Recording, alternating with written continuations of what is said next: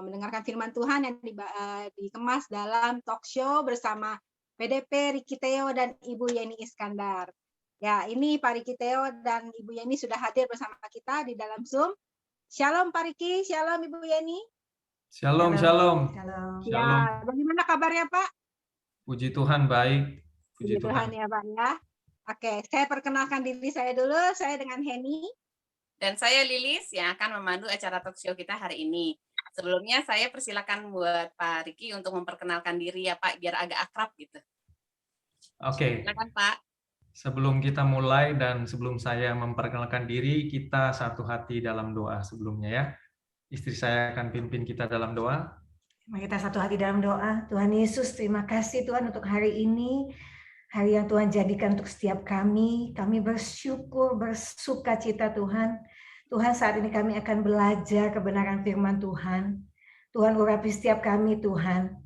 Kami percaya Engkau hadir, Kau mengurapi setiap kami Tuhan. Memberkati setiap kami, tidak ada yang Tuhan lewatkan. Ya, khususnya hamba-Mu yang akan menyampaikan firman-Mu Tuhan. Urapi hati, pikiran Tuhan, lidah, bibirnya Tuhan. Ya. Sehingga setiap apa yang keluar Tuhan adalah kebenaran firman dan hikmat yang dari Engkau Tuhan. Amin. Terima kasih Tuhan, bukan hikmat manusia yang terbatas, tapi hikmat dari Allah. Amin. Sehingga kebenaran ini menjadi rema di dalam kehidupan kami. Amin. Terima kasih Tuhan, kami siap menerima berkat firman-Mu.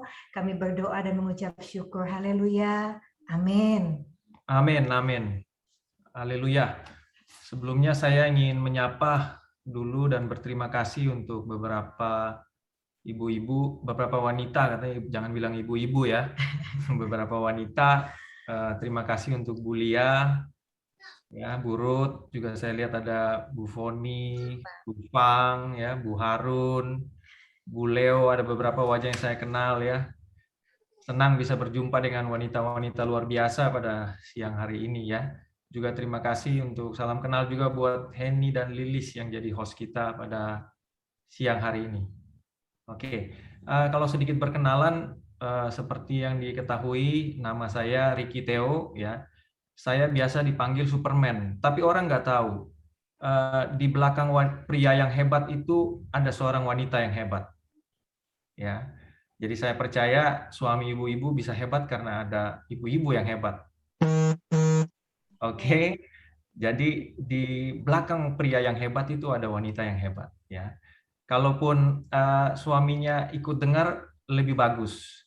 Kalau sambil kerja boleh dibagi linknya. Ya, karena ini sebuah kebenaran yang saya percaya boleh memberkati kehidupan pernikahan kita. Juga ibu-ibu juga nanti boleh membagi ke anak-anak yang masih remaja tentang kebenaran ini ya. Karena saya percaya sebuah pernikahan itu harus dipersiapkan dari awal. Ya, itu saja perkenalannya dan saya kembalikan ke Heni dan Lilis. Silakan. Ya, terima kasih Pak. Ya, kita mulai sekarang ya Pak, talk show kita ya Pak ya. Ya. Nah, Pak, tema kita hari ini tuh 1 + 1 + 1 sama dengan 1 nih Pak. Ini kayaknya udah bukan rumus berhitung matematika, karena kalau dulu kita belajar tuh 1 + 1 + 1 tuh harusnya 3, Pak. Nah, coba Bapak jelaskan ini maksudnya arahnya kemana nih, Pak? Oke, yang jelas rumusan 1 + 1 + 1 sama dengan 1, ini bukan rumus fisika atau rumus kimia, apalagi rumus matematika ya. Namun sebelum kita masuk lebih jauh dalam memahami rumusan ini, kami ingin memaparkan landasan awal terlebih dahulu agar kita semua nanti memahami rumusan ini secara benar. Yuk kita baca dulu dalam kitab Kejadian 2 ayat 24. Ya. Kejadian 2 ayat 24. Sebab itu seorang laki-laki akan meninggalkan ayahnya dan ibunya dan bersatu dengan istrinya sehingga keduanya menjadi satu daging. Ya. Lewat ayat ini jelas dikatakan bahwa tujuan dari sebuah pernikahan yang dirancang oleh Tuhan adalah menjadi satunya seorang laki-laki, suami, dan seorang wanita, istri. Dan iblis juga tahu tujuan pernikahan ini, yaitu kesatuan. Sehingga iblis dengan segala tipu dayanya mau merusak kesatuan suami dan istri dalam kehidupan pernikahan.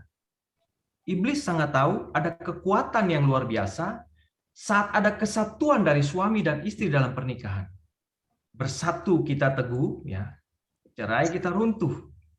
Nah, kita lihat saat-saat ini iblis menggoncang yang namanya kesatuan suami istri. Sudah bukan rahasia umum lagi di masa-masa pandemi ini, kita tahu bahwa angka perceraian melonjak sangat tinggi.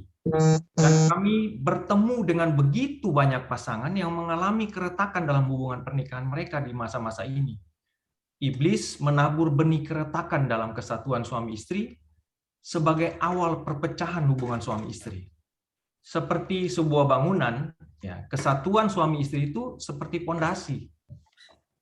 Pondasi yang kuat, bangunannya akan kokoh berdiri. Tapi kalau pondasinya retak, bangunan dapat runtuh. Ya. Jadi kesatuan suami istri itu akan teruji lewat apa? Lewat musim dalam pernikahan. Ya. Ujian kesatuan suami istri tidak ditentukan dari berapa lama sebuah pernikahan itu sudah berjalan. Dan yang perlu diketahui wanita-wanita bahwa kesatuan suami istri tidak terjadi secara autopilot. Jadi kesatuan suami istri itu nggak terjadi secara ya udah menikah dan terjadilah. Tapi perlu diupayakan bersama. Diupayakan terus-menerus. Artinya kita nggak bisa bilang begini, kesatuan saya dan istri saya sudah bagus. Terus kita berhenti mengupayakannya. Nggak boleh. Sama halnya dengan yang namanya kesehatan. Kita kan nggak pernah bilang saya sudah sehat, terus saya berhenti melakukan hal-hal yang membuat saya terus sehat, kan? Nah, demikian juga dengan kesatuan suami istri. Harus terus-menerus diupayakan. Karena dalam setiap musim pernikahan membutuhkan adaptasi, membutuhkan penyesuaian untuk dapat tetap menjaga yang namanya kesatuan suami istri. Musim suami istri itu berganti, mulai dari musim pengantin baru, ya, dulu pengantin baru, ya, ada anak, ya, anak menikah, ada juga yang sudah punya cucu, ya, semua perlu adaptasi tadi. Ya, sama halnya dengan ilustrasi kesehatan tadi, kita perlu adaptasi. Saat saya umur 20 dulu, ya, saya bisa tuh begadang 1 hari, terus besok baru tidur, bisa. Tapi sekarang saya sudah merasa di umur 50 saya, yang dibilang usia emas ini, sudah nggak kuat lagi. Jadi, seperti itulah kesatuan suami istri harus diupayakan terus-menerus. Bersama-sama suami dan istri. Dan yang sangat berbahaya, saya melihat gini, generasi anak milenial sekarang itu, ya ibu-ibu boleh nanti sampaikan ke anak-anak, mereka salah belajar tentang apa? Pernikahan dari apa? Dari drakor. Ya, yang suka drakor pasti tahu. Saya? Iya, istri saya juga suka drakor ya. Dari Netflix, dan dari banyak apa yang mereka lihat. Dan yang mereka lihat adalah apa? Kebanyakan yang mereka lihat apa? Pernikahan yang gagal. Kesatuan suami istri yang hancur. Jadi mereka nggak punya model kesatuan suami istri yang patut dijadi teladan. Ya, jadi kita semua wanita-wanita yang luar biasa, kita punya tanggung jawab untuk menjadi etalase hidup tentang sebuah pernikahan bagi generasi-generasi yang melihat kita. Jadi mereka menemukan role model dalam pernikahan, bagaimana kesatuan suami istri itu dapat terjadi.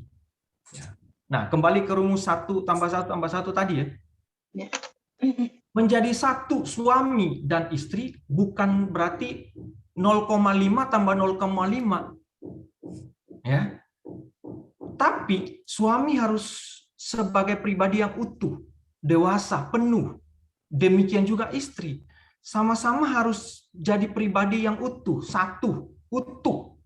Nah, utuh di sini harus diartikan gini, nggak boleh kita jadi pribadi yang tidak utuh. Ya. Nah, saya ilustrasikan seperti botol ini ya. Semoga kelihatan. Nggak kelihatan. Sorry. Yang botol minum. Jadi saya pegang 2 botol minum nih, dua-duanya penuh airnya. Ya, harus penuh ketemu penuh baru bisa gitu loh. Tapi kalau satunya penuh, satunya setengah, ya, yang ada adalah apa? yang setengah itu akan cenderung menyedot yang penuh. Jadi makanya 1 tambah 1 tuh harusnya sama-sama tuh penuh, baru ketemunya dahsyat. Gitu, nggak boleh ada satu yang tidak penuh. Jadi dibutuhkan kedewasaan secara pribadi. Ya. Dalam kitab Kejadian juga dijelaskan gini, waktu Tuhan katakan gini, tidak baik manusia itu seorang diri. Kata seorang diri yang dipakai dalam kitab Kejadian itu adalah kata alone, bukan single. Ya. Single itu artinya utuh. Jadi kalau kita single, tapi kita utuh, nggak apa-apa. Yang nggak boleh dalam kitab Kejadian itu katakan gini, kamu nggak bolehnya alone, kesepian, lonely. Gitu. Jadi jangan merasa status single itu nggak boleh. Utuh justru perlu. Pada saat kita sudah utuh, single, ketemu dengan utuh, 1 tambah 1, baru dahsyat. Jadi pastikan kita jadi pribadi yang dewasa. Suami istri. Suami penuh kedewasaannya, istri juga penuh kedewasaannya. Itu baru dahsyat. Ya mungkin itu dulu landasannya, pembukaannya. Ya, Lilis. Berarti sebagai pasangan itu kita harus terus-menerus belajar ya Pak ya, dan harus diupayakan juga gitu. Ya. Kemudian lalu bagaimana Pak supaya bisa mewujudkan rumus 1 tambah 1 tambah 1 itu? Ya, jadi untuk mewujudkannya tadi dibilang ini, yang pertama, yang utama adalah harus mengupayakan namanya kedewasaan pribadi, kedewasaan rohani, itu yang paling pertama. Ya, suami istri harus mengupayakan itu sama-sama.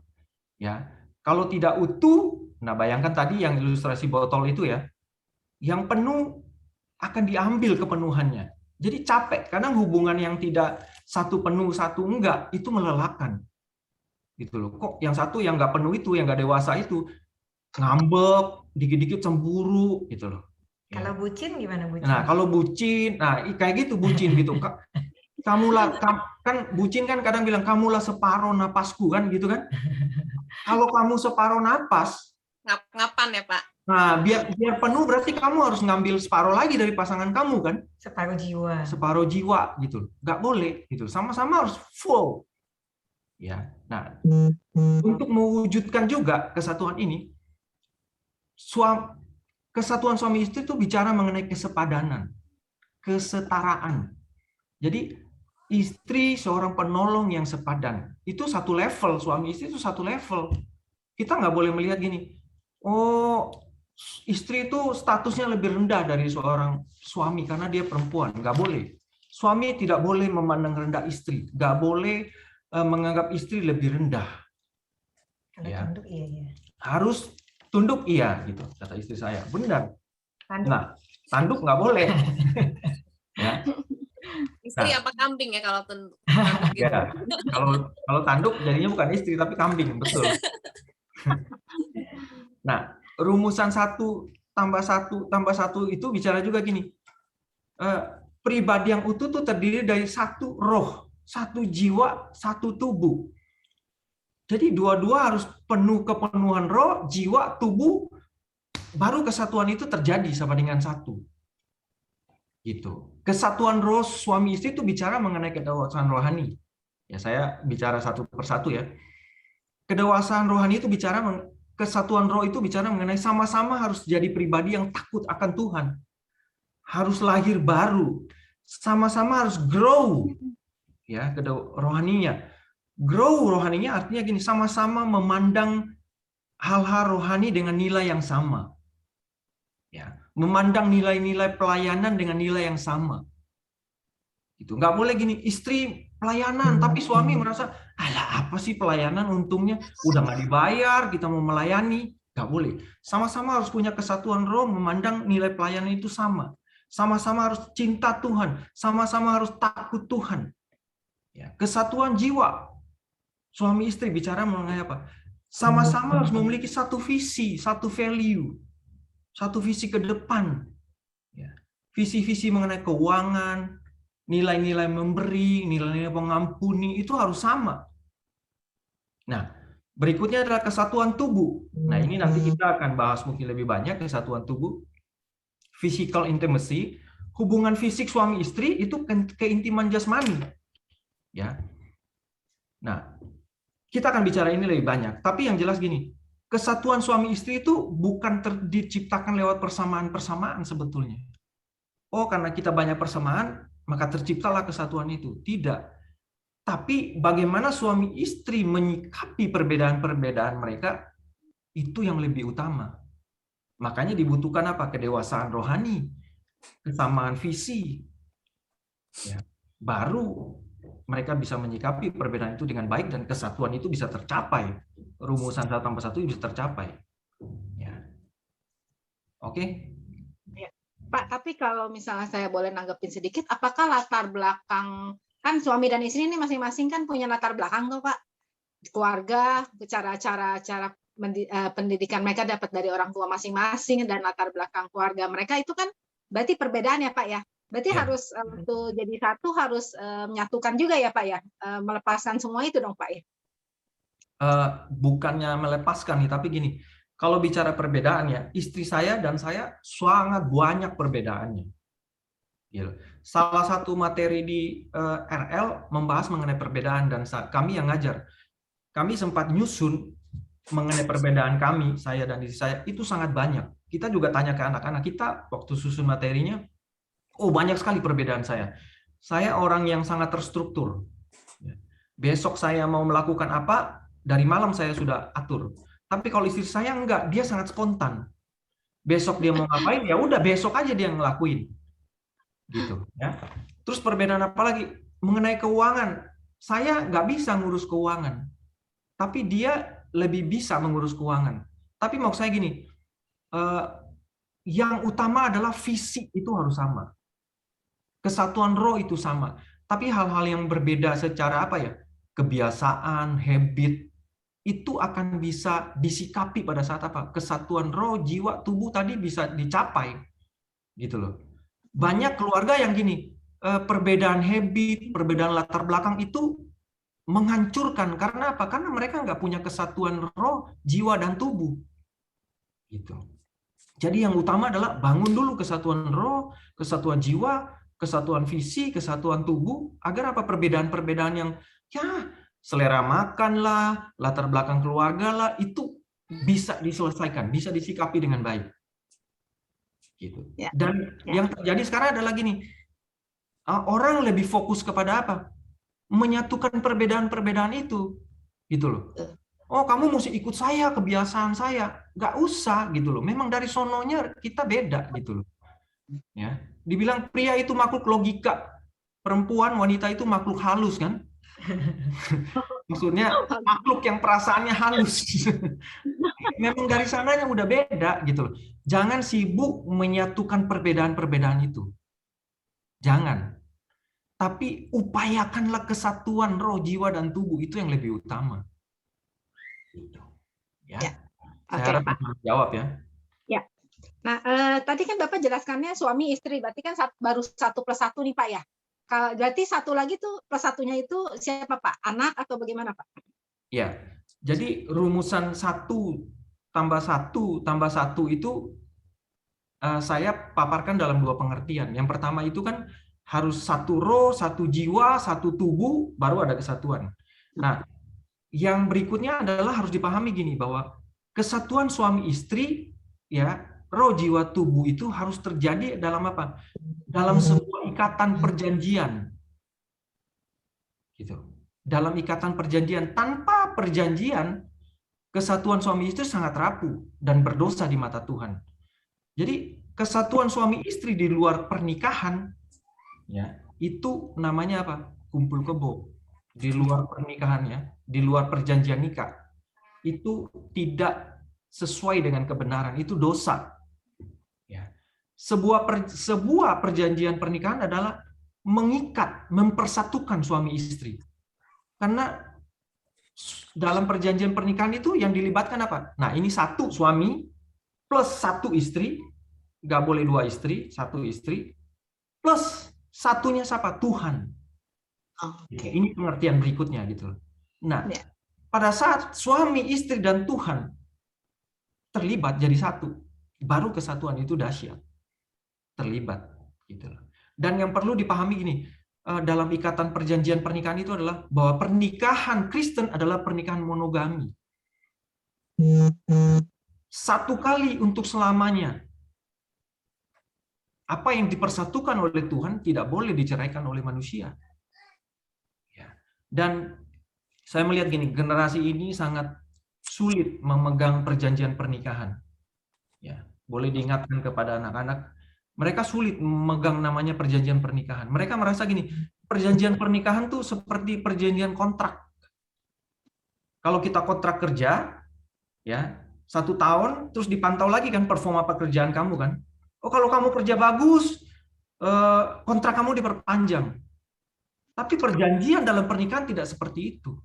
Perjanjian dalam pernikahan tidak ditentukan oleh performa seseorang. Tidak ditentukan oleh performa istri, tidak ditentukan oleh performa suami. Itu perjanjian yang mengikat seumur hidup. Ya. Meskipun ada satu yang performanya tidak baik dalam tanda kutip ya, sampai mautnya akan memisahkan. Jadi nggak boleh lagi, oh karena performa kamu jelek, kita putus kontraknya, selesai kita kontrak. Enggak. Dan saya lihat generasi ini adalah generasi yang sangat mudah mengakhiri kontrak perjanjian pernikahan. Karena mereka salah. Pada saat mereka tidak memegang satu suami, satu istri, satu Tuhan dalam ikatan pernikahan, pernikahan itu akan tidak kuat. Ya. Itu pengertiannya, 1 tambah 1. Ya, saya semoga obrolan permulaan ini mulai memberi gambaran apa yang maksudnya ya. Maksudnya Pak ya, sudah terbuka ya Pak. Berarti kesatuan pria dan wanita di luar pernikahan itu dalam mutlak adalah dosa ya Pak ya. Bagaimana menanggapi Pak untuk pasangan yang berpacaran dan melakukan seks intim terlebih dahulu sebelum melanjutkan pernikahan? Misalnya sekarang anak zaman sekarang kan, apalagi zaman milenial ini ya, mereka terlalu banyak dapat infak-infak dari luar gitu, dari dunia barat lah, atau dari film, dari YouTube, atau segala macam. Bagi mereka itu sah-sah aja, karena banyak orang yang melakukan. Bagaimana menanggapinya, Pak? Ya, gereja kita sebetulnya sangat fokus, sangat concern untuk memberikan landasan persiapan pernikahan pada anak-anak dengan sangat baik gitu di RL ya. Kalau pertanyaannya mengenai bagaimana seks sebelum nikah, ya, karena tadi dibilang 1 suami tambah 1 istri plus ikatan pernikahan itu yang membuat hubungan seks itu legal, ya. Hubungan suami istri itu sah-sah gitu. Ya, tapi kita melihat banyak terjadi adalah sebelum pernikahan pun generasi ini sudah banyak melakukan hubungan seks. Karena nggak bisa dipungkiri gini, dunia ya dengan segala tipu muslihatnya, iblis memutarbalikkan gini, seks yang tadinya kudus jadi murahan. Seks yang tadinya sakral jadi gampangan. Jadi seks sebelum nikah menurut mereka sah-sah aja gitu loh. Suka sama suka, gue cinta lu cinta gue, ya udah kita nikmatin yang namanya seks. Mereka melakukannya gitu loh. Tapi mereka tidak tahu bagaimana dampak buruk yang sangat panjang sebetulnya terhadap sebuah apa yang mereka lakukan seks sebelum nikah. Gitu. Ibu-ibu nanti boleh mengingatkan anak-anaknya betapa mengerikan sekali hubungan seks sebelum nikah ini dampaknya sampai masuk dalam pernikahan. Ya. Nah, kenapa terjadi dampak yang buruk? Karena pada saat orang melakukan seks sebelum nikah, yang pertama terjadi adalah gini, mereka akan mengalami yang namanya kebingungan. Ya. Kebingungan karena secara tubuh mereka sangat nikmat melakukan seks sebelum nikah itu. Secara jiwa akan melepaskan yang namanya hormon endorfin, hormon dopamin yang membuat mereka ketagihan.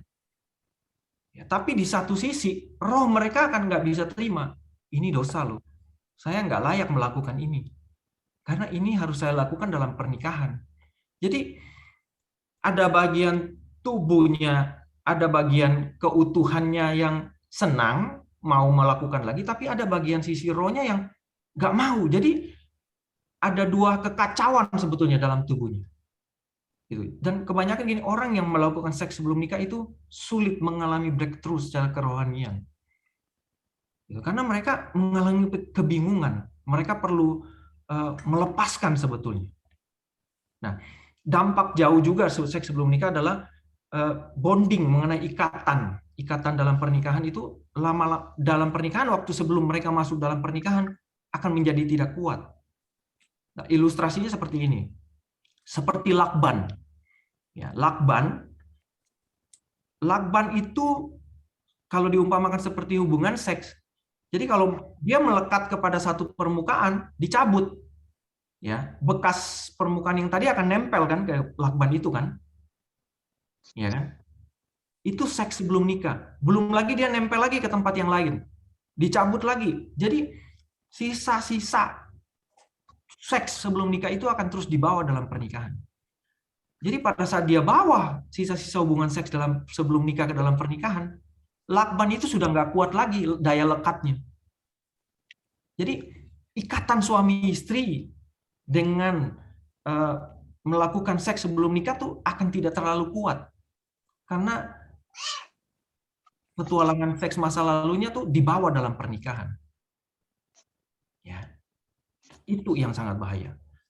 Terus yang berikut lagi yang menyebabkan dampak seks sebelum nikah yang bahaya adalah trust issue. Akan hilang kepercayaan kita terhadap pasangan kita. Oh, dia aja sebelum menikah sama saya sudah melakukan hubungan seks sama siapa aja. Gitu kan? Berarti bisa juga dalam pernikahan dia juga bisa melakukan juga dengan orang lain. Jadi bahaya sekali, iblis dengan salah tipu muslihatnya dia menabur benih keretakan kesatuan suami istri dari apa? Dari sebelum mereka menikah sebetulnya. Ya. Dan akan terjadi kekacauan.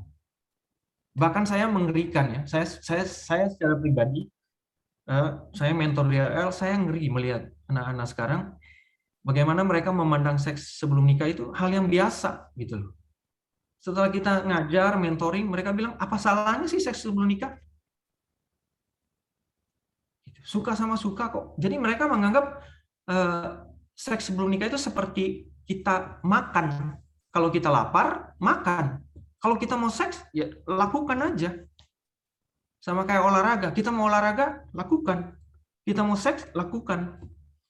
Gitu. Seperti itulah situasi dunia sebetulnya saat ini yang mengerikan. Jadi saya bilang sekali lagi, kita, ya ibu-ibu, wanita-wanita yang luar biasa, kita punya tanggung jawab menjadi etalase.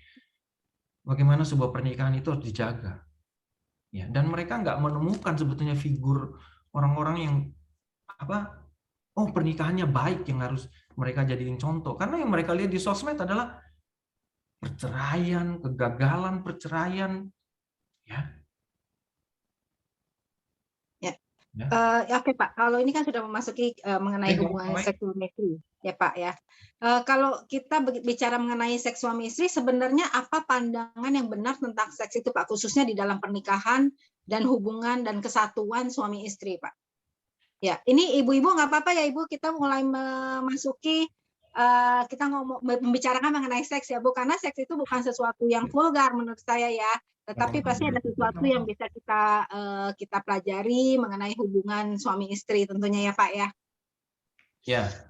Silakan Pak, dijawab Pak. Ya, sebelum saya kita ngobrol jauh mengenai seks suami istri ya. Ada hal yang mau istri saya tambahkan mengenai hal yang tadi? Ya, untuk saya tambahin sedikit untuk yang seks sebelum nikah tadi. Pengalaman saya ya, jadi pengalaman saya bahwa value, nilai keluarga yang ditanamkan dari kecil itu sangat mengambil peran yang sangat besar.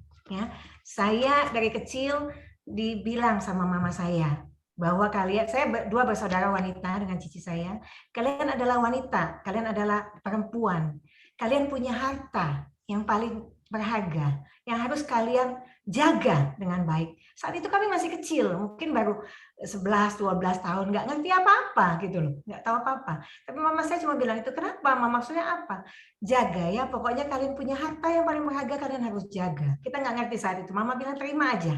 Ya, tapi pada waktu saya berusia 17 tahun itu mama saya dipanggil Tuhan. Tapi itu melekat gitu, itu melekat dalam hati saya gitu. Nah, semakin kita bertumbuh, kita semakin tahu, semakin besar. Karena pada saat kita berpacaran nggak bisa dipungkiri, laki-laki selalu mencari kesempatan, ya, nothing tulus, ya kan, ya, dibuka sedikit, ya, kayak orang berkemah itu kan untanya mau masuk, ya, kesian kakinya lah dikit, gitu ya, terus tangannya, kepala, masuk semua, roboh di tendanya, gitu. Jadi saya tidak pernah memberi kesempatan, ya, begitu mau coba-coba langsung saya keluar jurus karate saya, gitu. Jadi Ricky sudah tahu saat itu bahwa saya menjaga harta. Jadi tidak pernah berhasil saya. Maksud saya gini, saya mungkin ya anak saya laki-laki semua, tapi saya tetap bicarakan itu kepada mereka. Maksud saya gini, yang punya anak wanita juga pasti kita sangat concern gitu. Maksud saya tidak ada yang sia-sia. Pada saat kita menabur itu akan tersimpan di hati, dan pasti juga kita mendoakan mereka, itu akan tersimpan gitu loh. Pada saat kita diajak godaan salah jalan, tapi itu ada. Itu membatasi saya. Padahal saya saat itu belum terlalu kenal Tuhan, ya. Saya dibaptis itu umur 20. Tapi itu membatasi saya. Alarmnya setiap kali bunyi. Setiap kali kita mau, itu alarmnya bunyi. Ingatan mengenai kata-kata mama saya itu terngiang. Jadi balik lagi, value, nilai keluarga, doa seorang ibu, menurut saya itu sangat kuat pengaruhnya. Itu sih yang mau saya tambahin. Ya, karena udah ngomong ini, saya tambahin lagi dikit gini. Maksudnya gini. Nanti habis waktunya. Nggak apa-apa, karena menurut saya, tapi karena ini menurut saya penting untuk ibu-ibu bisa sampaikan ke anak-anak juga, nilai ini sangat penting. Karena seorang laki-laki akan menggunakan segala cara untuk mendapatkan seks sebelum nikah. Ya. Dan laki-laki akan menjual cinta untuk mendapatkan seks. Mereka akan bilang gini, aku sayang banget sama kamu. Masa kalau kamu cinta sama saya, ya kita lakukan seks. Buktikan. Jadi laki-laki akan menggunakan cinta untuk mendapatkan seks. Jadi ajarkan anak-anak jangan segan-segan. Kalau sudah sampai dia sudah mulai pegang-pegang, sudah mulai raba-raba, ditampar aja.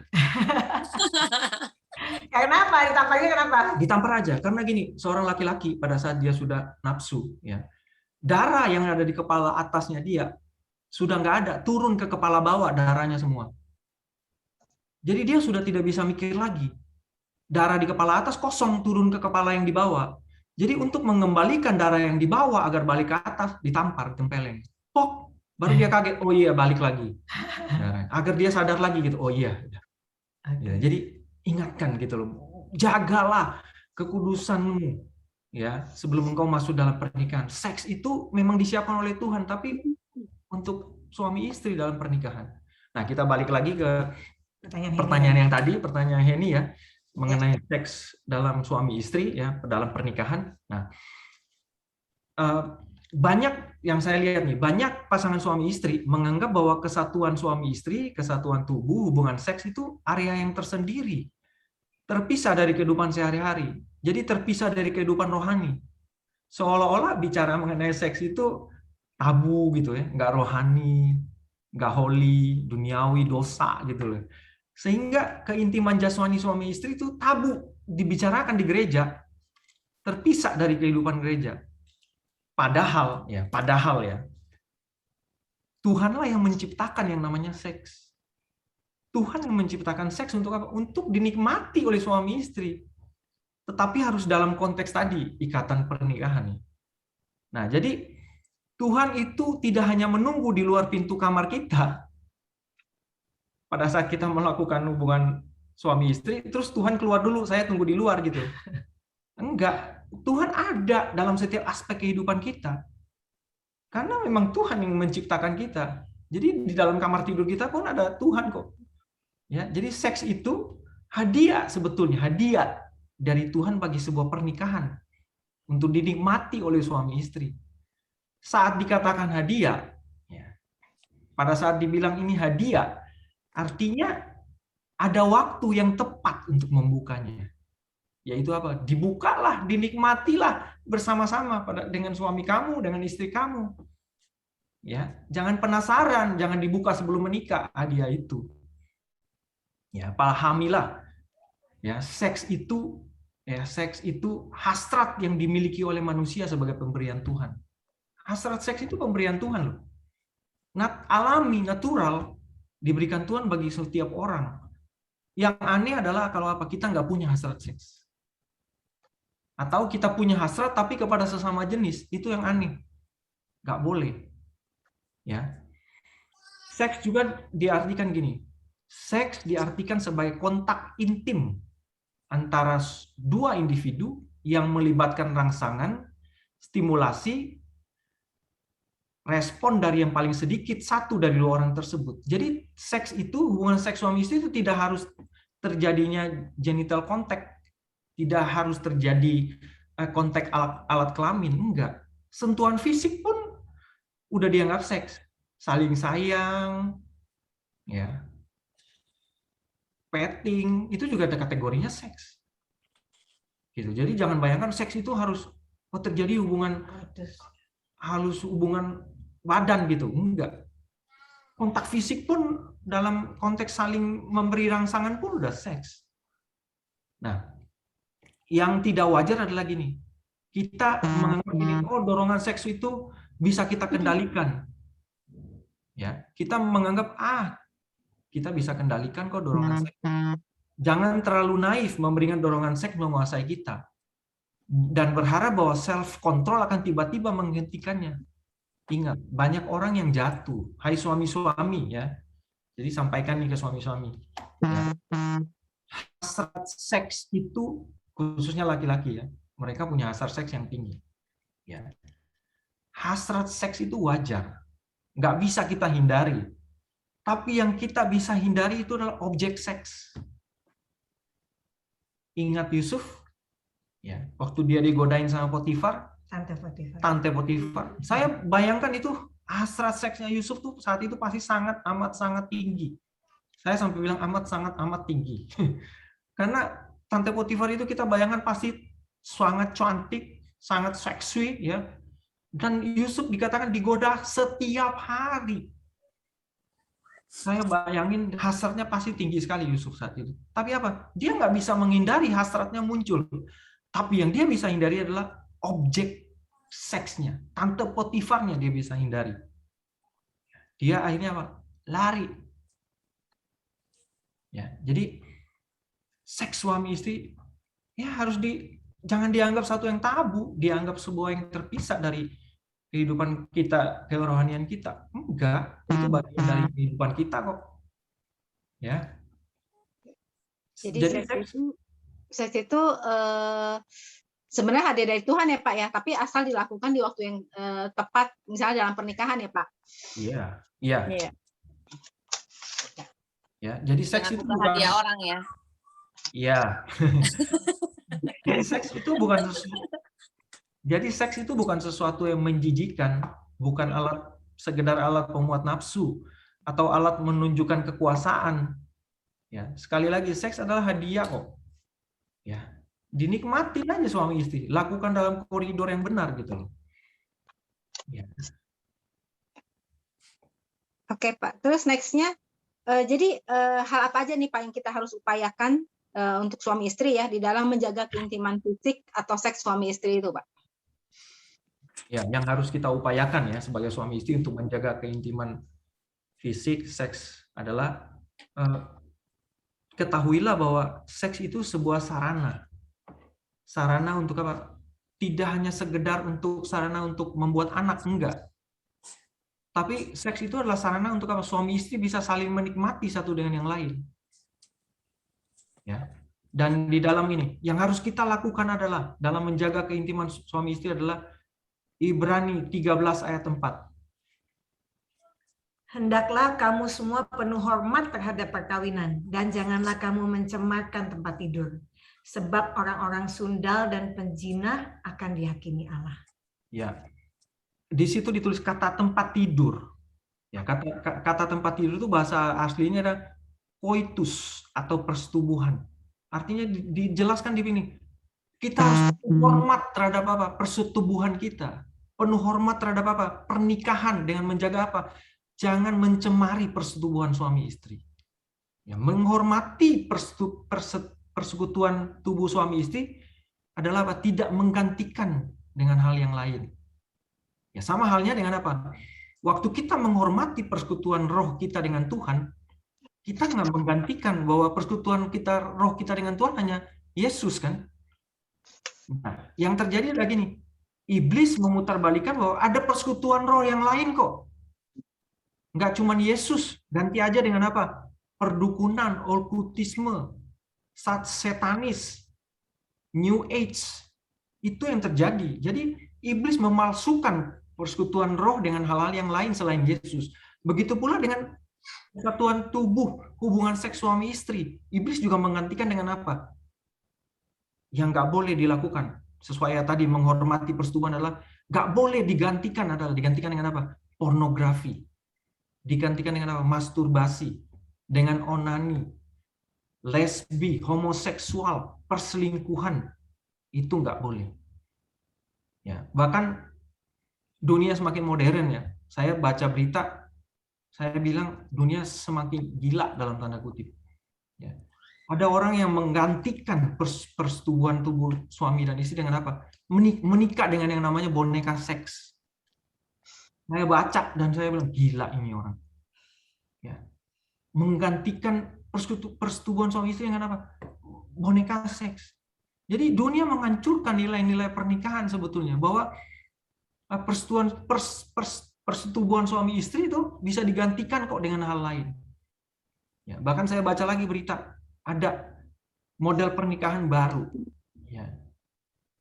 Sangat dibilang oleh Will Smith. Kalau Bapak Ibu tahu Will Smith, ya, artis di Amerika, dia bilang gini, status pernikahan dia adalah dia menikah dengan istrinya, tapi nama pernikahannya mereka adalah marriage open.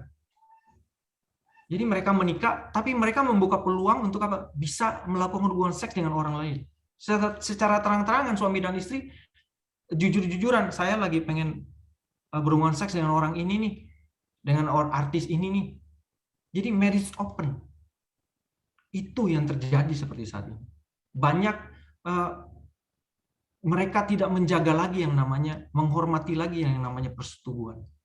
Ya, diganti lagi dengan apa? Saat ini mengerikan adalah ini. Gay, homoseksual, ya, lesbian. Ya, berita yang terakhir saya baca lagi ya. Dan ini juga mengerikan ya, akan mencuci otak anak-anak kita ya, generasi-generasi yang di bawah kita adalah gini. DC Comic yang meng-create karakter Superman. Ya, mereka menerbitkan komik lanjutan dari karakter Superman adalah apa? Superman punya anak dan anaknya adalah biseksual. Bahkan di komiknya digambarkan anaknya yang bernama John Superman itu berciuman dengan temannya yang laki-laki. Betapa mengerikannya, dunia mengajarkan kita apa? Agar tidak menghormati namanya persetubuhan suami istri, menggantikan dengan hal yang lain. Ya. Yang berikutnya yang harus kita lakukan menghormati persetubuhan itu adalah dalam keintiman suami istri, lakukan dengan kasih, bukan dengan nafsu. Ya, hubungan suami istri itu harus berlandaskan kasih, bukan nafsu. Karena gini, kalau kasih adalah kita berusaha memberikan sesuatu kepada pasangan kita, memberikan yang terbaik untuk istri atau suami kita. Tapi kalau berdasarkan nafsu, kita hanya mau mengambil dari pasangan kita. Oh, yang penting saya nikmat. Ya udah, kamu saya nggak pikirin. Ya, jadi harus berlandaskan kasih. Hormati persetubuhan juga mengandung apa? Saling menguntungkan. Hubungan suami istri itu saling menguntungkan. Saya mau memberikan juga yang terbaik dari saya untuk kamu pada saat kita melakukan hubungan seks. Begitu pula kamu. Jadi konsepnya adalah mutual, intercourse, saling menguntungkan. Dikomunikasikan. Jadi jangan, aduh yang penting saya enak, kamu enggak. Ya. Dan untuk menghormati yang namanya persetubuhan harus dilakukan secara sengaja. Ya, nggak boleh mengalir. Hubungan suami istri harus disengajakan dilakukan, disengajakan. Disengajakan artinya apa? Dijadwalkan bersama. Ya. Menghormati dalam persetubuhan juga apa? Dalam perkataan. Artinya apa? Selesai melakukan hubungan badan, hubungan seks, terima kasih ya saya melakukan itu. Terima kasih ya. Terima kasih ya saya. Jangan gini, udah habis lakuin ya sudah. Sepertinya ini wanita yang habis kita pakai selesai, bye gitu. Enggak. Hormati mereka. Thank you ya. Gitu. Dalam sikap. Jangan ya udah sepertinya mau aja, kalau lagi mau aja kita baik gitu loh. Kalau lagi pengen berhubungan seks aja baru dibaik-baikin. Kalau enggak juga enggak gitu. Enggak boleh. Ya. Hormati dalam sikap perkataan. Ya. Saya rasa itu aja yang harus kita lakukan. Oke. Kita akan masuk dalam sesi tanya jawab, tapi sebelum itu mungkin Pak Riki bisa kasih kita kesimpulan nih dari pembicaraan kita dari awal tadi, Pak, sebelum kita masuk sesi tanya jawab ya, Pak ya. Ya, jadi kesimpulannya gini bahwa kesatuan suami dan istri itu adalah tujuan dari pernikahan yang Tuhan rancang. Ya. Menjadi satunya suami istri adalah tujuan pernikahan yang Tuhan mau. Ya, pada saat suami istri ada kesatuan, hal itu dahsyat. Jadi satu roh, satu jiwa, satu tubuh, sama dengan satu. Suami istri itu kesatuan. Ya. Rumusan itu juga bicara apa? Suami istri plus libatkan lagi satu Tuhan, baru halnya dahsyat. Dan suami istri harus menjaga yang namanya kedewasaan rohani, kesatuan visi, kesamaan dalam visi ke depan, kesatuan tubuh, itu juga harus dipelihara, dihormati persetubuhan. Ranjang, yang namanya ranjang itu harus dijaga. Ya. Dengan apa? Saya bilang, dengan kasih, dengan hormat, jangan mencemari persetubuhan kita, menggantikan persetubuhan kita dengan hal-hal yang lain. Ya, karena itu kekejian di mata Tuhan. Saya percaya pada saat kita mengupayakan yang namanya kesatuan suami istri, maka pernikahan kita akan dahsyat. Dan nama Tuhan boleh dipermuliakan. Saya rasa itu kesimpulannya. Kalau ada pertanyaan, boleh kita masuk ke sesi tanya jawab. Oke, terima kasih Pak Riki untuk penjelasannya 1+1+1, jadi nggak bikin bingung lagi ya sekarang ya. Untuk tanya jawab ini, silakan ibu-ibu yang mau bertanya bisa mengangkat tangan langsung, nanti kita buka mute-unmute-nya, dan juga bisa mengetikkan di kolom chat. Nah, kebetulan nih Pak, udah ada beberapa sih banyak, dan salah satunya akan saya baca terlebih dahulu. Kayaknya nggak mau disebutin nama nih Pak, karena dia private chat ke saya. Oke. Bu, anak saya tanya, mungkin saat ini dia mendengarkan sama anaknya nih, bagus banget ya. Oke. Saat ini ketemu cowok yang banyak kan udah pernah melakukan hubungan seks di luar nikah. Sulit banget mencari pasangan yang kudus. Kalau menikah dengan orang seperti itu, risiko saat pernikahan apa ya? Dan apakah bisa dimaafkan sebenarnya? Nah, mungkin ini cowoknya nih Pak, anaknya cewek, dia punya pacar gitu, dan banyak kan udah pernah melakukan. Bagaimana tuh Pak? Ya, jadi nggak bisa dipungkiri gini bahwa mencari orang yang benar-benar bisa menjaga kekudusan hidupnya untuk tidak melakukan hubungan seks sebelum menikah saat ini adalah manusia langka. Ya, karena nilai-nilai mengenai seks sebelum nikah sebetulnya sudah sangat berubah. Tapi gini, apabila kita bertemu dengan orang yang sudah melakukan hubungan seks sebelum nikah, apalagi sudah beberapa kali, dalam artian bahwa setiap pacaran melakukan hubungan seks, setiap pacaran melakukan hubungan seks gitu. Nah, yang perlu dilakukan adalah gini. Yang pertama, ya, harus dirubah dulu cara berpikirnya, bahwa apa yang dia lakukan selama ini itu adalah dosa, tidak berkenan kepada Tuhan. Ya. Dan pada saat dia menerima kebenaran itu, dia harus menjaga kekudusan hidupnya sampai dengan dia menemukan pasangan hidup yang tepat. Gitu. Sama halnya dengan wanita yang kedapatan berzina. Ibu-ibu ingat dalam kisahnya bahwa pada saat seorang wanita kedapatan berzina, Tuhan hanya bilang apa? Bertobat, pergi dan jangan berbuat dosa lagi. Ya kan? Nggak ada tuh yang merajam dia kan? Waktu Tuhan bilang, adakah yang merajam kamu? Dia bilang tidak. Tapi Tuhan cuma bilang apa? Dan sekarang kamu pergi dan jangan melakukan dosa lagi. Jadi yang sudah, ya sudah. Yang perlu ada adalah ditanamkan nilai kebenaran baru dalam hidupnya. Bahwa yang sebelum menikah kamu melakukan itu kamu dosa. Yang perlu kamu lakukan adalah sekarang saya akan menjaga kekudusan hidup saya sampai dengan saya menemukan pasangan hidup saya yang tepat. Ya. Dan mungkin ibu yang bertanya bilang anaknya harus gimana? Ya, tanamkan nilai kebenaran ini sambil melihat orang ini ada perubahan hidup nggak? Dia mulai memandang kekudusan itu hal yang penting nggak? Kalau ternyata sudah ditanamkan tapi dia masih berusaha juga untuk mendapatkan berhubungan seks sebelum nikah, ya mungkin bye. Gitu. Jadi tanamkan Jangan takut kehilangan ya buat anaknya. Yes. Jangan takut kehilangan. pasti gantikan yang terbaik kok. Iya, betul. Kita lanjut ke pertanyaan nomor 2 nih, Pak. Kalau tadi kan hubungan suami istri itu kan harus diupayakan ya, Pak ya, dan disengaja. Nah, pertanyaannya nih, frekuensi hubungan seks suami istri itu yang sehat berapa lama sekali nih, Pak? Ya, kalau pertanyaannya frekuensi hubungan seks suami istri yang sehat itu berapa lama sekali, adalah gini. Yang jelas harus disengajakan. Disengajakan artinya dijadwalkan. Misalnya gini, ibu-ibu tanya ke saya nih ya, ibu-ibu tanya ke saya. Mau dibuka? Oh, ini yang ditunggu loh. Misalnya ibu-ibu tanya ke saya, Pak Riki, terakhir berhubungan seks dengan Ibu Yeni kapan? Tadi pagi. Wah, ada suara apa itu? Saya akan bisa langsung jawab dengan cepat dan tepat. Tapi kalau ibu-ibu tanya, Pak Riki kapan terakhir berhubungan seks dengan Yeni? Kalau saya jawabnya mikir lama, kapan ya? 2 minggu lalu, 3 minggu lalu.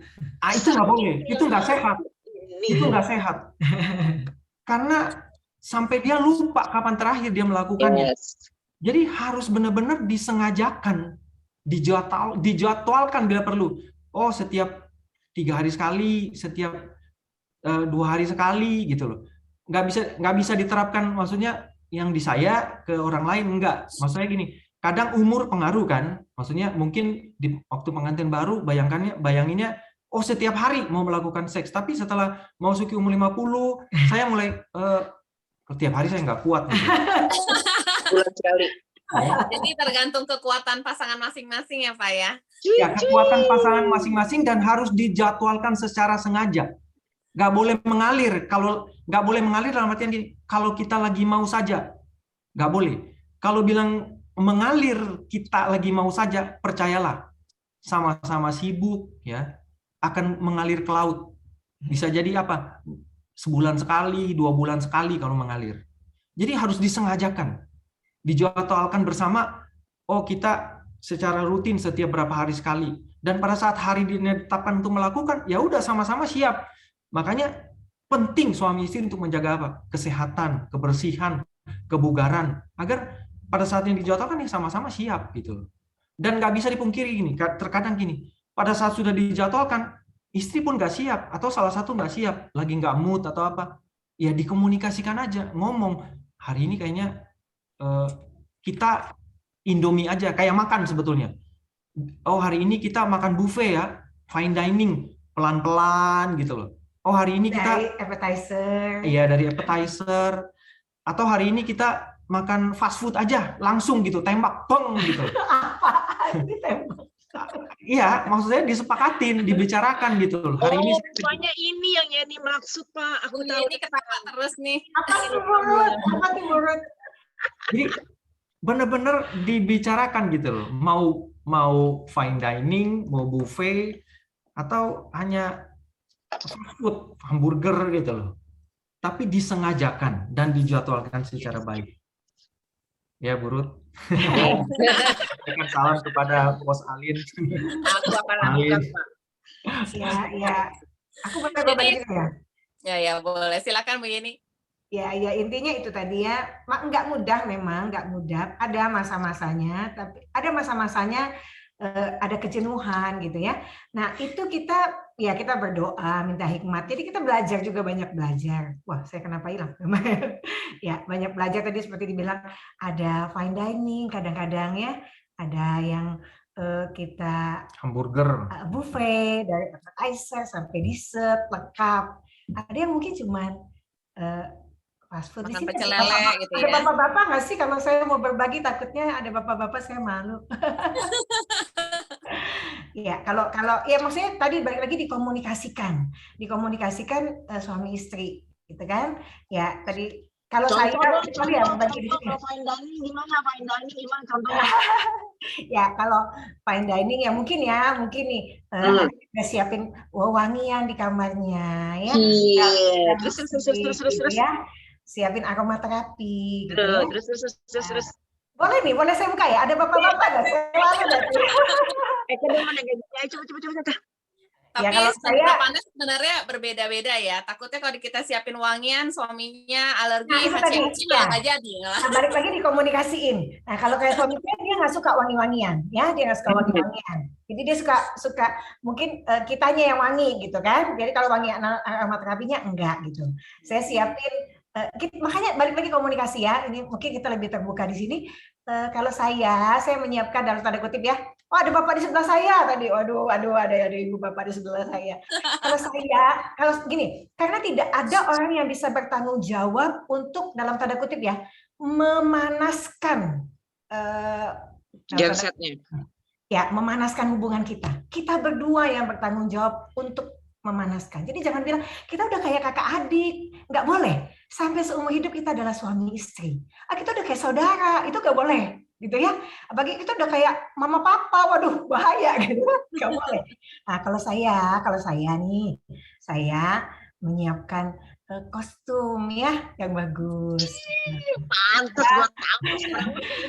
Saya menyiapkan Catwoman ya, Yan. Catwoman. Yang kelinci-kelincian gitu ya. Balik lagi saya komunikasikan, kamu suka nggak yang kayak gini gitu. Saya tanya warna apa yang kamu suka. Ya saya mau beli yang ini nih. Menurut kamu ya itu ada mentor saya di sini, Bu Ruth, Raja Shopee. Jadi saya belajar di Shopee. Saya tanya, kalau model gini suka nggak? Kalau warna ini suka nggak? Oh ada ternyata warna-warna yang dia nggak suka gitu sih. Yang jelas itu halal kok, nggak dosa kok. Ya. Jadi kita upayakan itu untuk apa ya? Untuk kebaikan bersama. Jangan merasa gini, sudah tua. Enggak. Dasarkan aja gitu ya. Ibu-ibu ketahui lagi nih ibu-ibu. Ketahui lagi nih. Laki-laki selama hayat masih di kandung badan, burungnya pasti mau makan aja. Maksudnya apa ya, Pak Rika? Maksudnya apa, Lis? Ya, selama hayat masih di kandung badan, selama dia masih hidup, nafsunya masih ada. Burungnya pasti mau terbang aja. Ya. Gitu loh. Jadi jangan merasa terlalu tua. Tinggal bagaimana kita membakar itu, mengupayakan aja. Gitu loh. Atau ada yang bilang gini, gaya mau posisi apa gitu loh. Mau posisi terbang, mau jungkir balik, silakan aja. Selama sama-sama nyaman gitu loh. Dan tidak membahayakan dan jiwa. Tidak membahayakan jiwa gitu loh. Jangan yang udah cambuk-cambukan, jangan ya Ibu ya. Yang nggak boleh anal seks itu nggak boleh. Ya, anal seks nggak boleh. Sejauh gini, kamu nyaman nggak? Setelah dicoba, saya nggak nyaman. Ya udah jangan dipaksain gitu. Dikomunikasikan aja gitu loh. Karena jangan sampai umur pernikahan sampai 50, 30 gayanya itu aja. Makannya nasi padang terus, apa nggak bosan gitu? Abadi kan, abadi memang. Like Jesus abadi. Oke Pak, ini ada pertanyaan masuk lagi. Oke. Mungkin nyambung sama penjelasan Pak Riki tadi, dia baru bertanya nih Pak. Kalau tadi kan kita harus ada pemanasannya, pasti segala macam. Nah, apakah suami istri boleh nonton film porno dulu Pak untuk bagus banget pertanyaannya. Silakan. Kamu tahu aku jawab. Aduh makin panas nih, suami saya lagi keluar kota lagi. Kalau pertanyaannya gini, kan boleh nggak suami istri nonton film porno sebagai pemanasan? Nggak boleh. Ya. Nggak boleh. Karena gini, film porno itu akan membuat gini, ekspektasi seks seseorang tuh rusak. Gitu. Rusak dalam artian gini, apalagi seorang pria ya, mereka punya ekspektasi seks akan rusak gini. Mereka akan lihat di dalam film porno itu, gila lu wanitanya gitu banget ya, sampai teriak-teriak, sampai jungkir balik, sampai kayaknya gimana gitu ya. Padahal nggak tahu itu sudah berapa kali take gitu loh. Baru gini dikit, take dulu, kipas-kipas gitu kan, minum dulu, take lagi, lanjut gitu loh. Nggak boleh. Dan biasanya gini, merusak ekspektasi seks, itu yang pertama. Yang kedua gini, seorang pria yang sudah nonton pornografi, mereka akan cenderung gini, merasa gini, istri saya yang pertama harus seperti itu, ya harus hebat seperti itu, ekspektasinya rusak. Yang kedua, mereka akan apa? Itu akan nancap di kepala, ya itu akan terbayang-bayang, teringat terus, dan itu akan membuat apa? Mereka terkadang apa? Biasanya gini, pornografi, ya sangat erat banget, lengket banget dengan apa? Seorang pria akan apa? Onani. Ya. Dan pada saat seorang pria onani, dia akan apa? Punya pemikiran seks apa? Kenikmatan secepat-cepatnya, sesingkat-singkatnya, ya udah untuk saya secepat-cepatnya. Gitu. Jadi sebetulnya pornografi suami istri itu akan merusak sebetulnya. Kesannya ya udah buat pemanasan atau apa, tapi sebetulnya itu tipu muslihat iblis yang membuat sebetulnya akan hubungan suami istri akan rusak. Dan model-model di situ kan pasti kan wanita yang bagus bodinya gitu kan, nggak ada lemak-lemak bergelambir gitu. Oke, intinya nggak boleh ya Pak ya. Ya. Ini satu pertanyaan terakhir ya. Ya, satu pertanyaan terakhir lagi Pak. Kalau istri lagi menstruasi, suami ingin melakukan hubungan seks, apa yang harus dilakukan? Apa kita harus bantu suami untuk melepaskan spermanya di luar saja? Apakah itu boleh secara alkitabiah gitu? Karena udah mungkin memuncak nih Pak.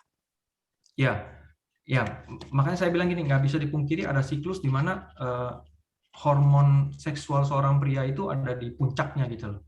Dan pada saat hormon seksual seorang pria ada di puncak, terkadang wanitanya nggak siap gitu loh, mungkin lagi menstruasi gitu loh.